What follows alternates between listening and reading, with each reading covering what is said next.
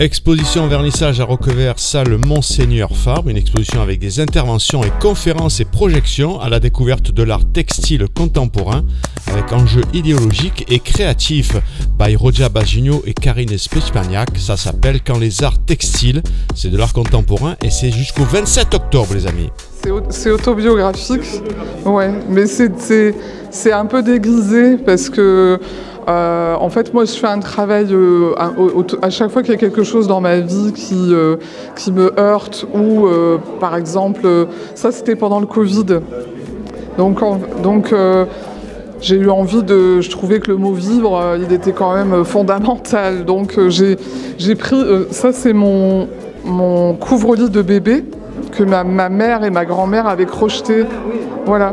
Et du coup, bon, je l'ai sacrifié, hein, et donc j'ai fait ça pendant le Covid, pendant une période du Covid.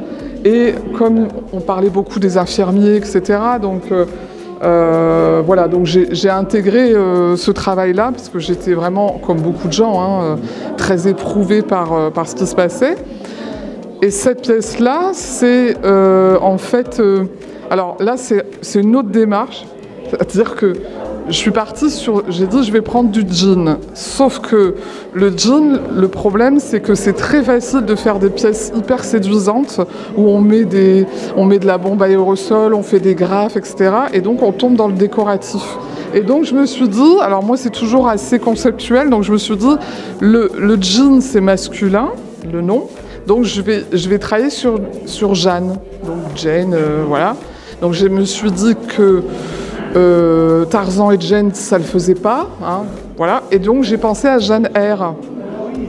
Et Jeanne R, dans la littérature, c'est un des personnages féministes en fait, hein, c'est le début du féminisme.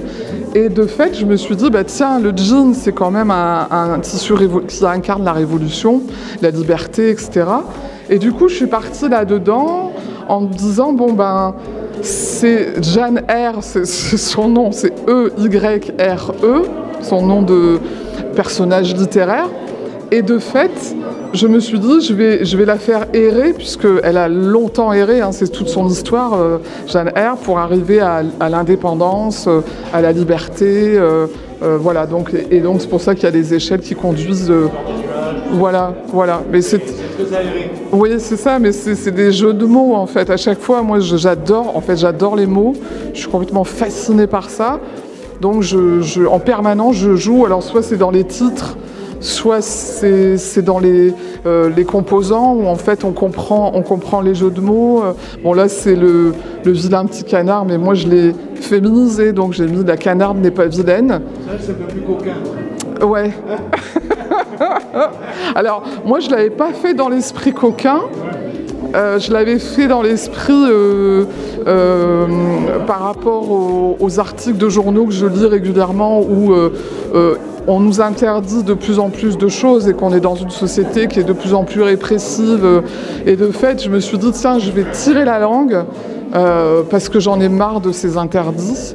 Et donc, je suis partie du vilain petit canard. L'artiste, quelque part... c'est celui qui est pas comme tout le monde, qui n'a pas la même couleur, voilà, et qui peut se révéler être un signe à la fin. Voilà, donc c'est parti là-dessus.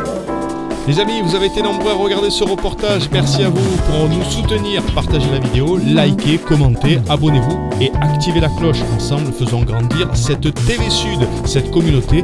Et une très belle journée à tous les amis.